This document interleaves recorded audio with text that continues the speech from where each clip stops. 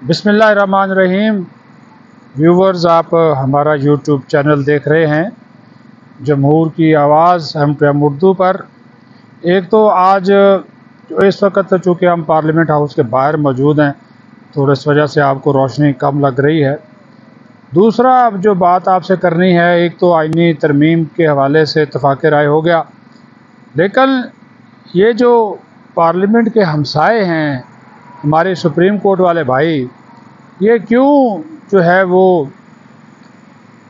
Parliament की बालादस्ती को तस्लीम करने के लिए तैयार नहीं हैं।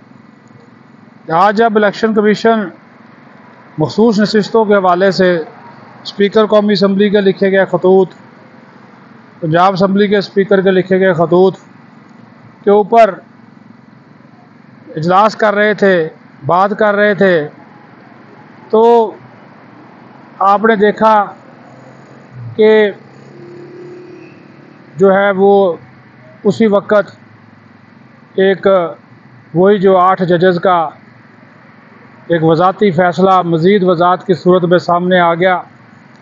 हालांकि उन 8 जजेस में से 3 जो थे वो इधर मौजूद ही नहीं थे, वो कराची में थे।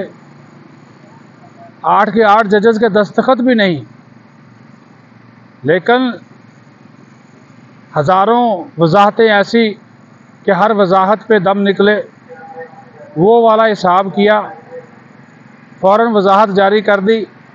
जब ये पता चला कि election commission of Pakistan speaker के ख़त के ऊपर मखसूस नशिस्तों के हवाले से फ़ैसला करने जा रहा है और हो सकता था कि ये नशिस्तें वापस मिल जाती कौमी असम्बली को, क्योंकि इलेक्शन एक्ट पास हो चुका है, लेकिन ये 8 मुअज़्ज़ज़ जजेस उस इलेक्शन एक्ट की मंजूरी को ही मानने को तैयार नहीं। वो कह रहे हैं जो हमारा जो 12 जुलाई का फ़ैसला है वो फ़ैसला सुप्रीम है, वो फ़ैसला जो है वही दुरुस्त फ़ैसला है, और हम जनाब पार्लियामेंट का जो इख्तियार है, कानून साजी का जो इख्तियार है, वो भी हम तस्लीम करने को तैयार नहीं हैं। आप इससे अंदाज़ा लगा लें कि क्या टकराव है, क्या ज़िद है, क्या अना है। पार्लियामेंट तो फिर उनकी बात मान लेती है, लेकिन ये मुअज़्ज़ज़ 8 जजेस पता नहीं क्यों नहीं मान रहे।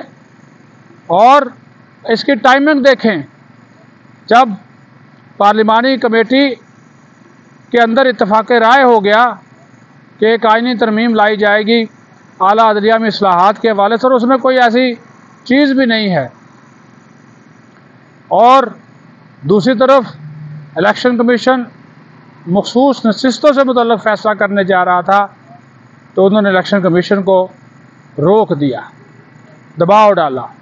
ना सिर्फ उनको कहा कि इलेक्शन कमीशन ने जो हमसे वज़ाहतें मांगी हैं वो वज़ाहतें हम रद्द करते हैं, बल्कि एक अजीबोगरीब प्ली ली कि PTI ने और बाज़ दीगर वकला ने हमसे दोबारा वज़ाहत के लिए रुजू किया है, तो हम जो है वो उनको दोबारा वज़ाहत के लिए बता देते हैं कि सुप्रीम कोर्ट का जो फ़ैसला है वही अटल फ़ैसला है। पार्लियामेंट जाए भाड़ में, पार्लियामेंट जाए जहाँ भी, कि उसकी कोई अहमियत नहीं, हमारी अहमियत है।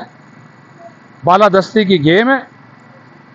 अच्छे हमसाए वो होते हैं जो किसी को तंग ना करें, लेकिन यहाँ पे तो हमसायगी का वो सिलसिला ही ख़त्म कर दिया गया।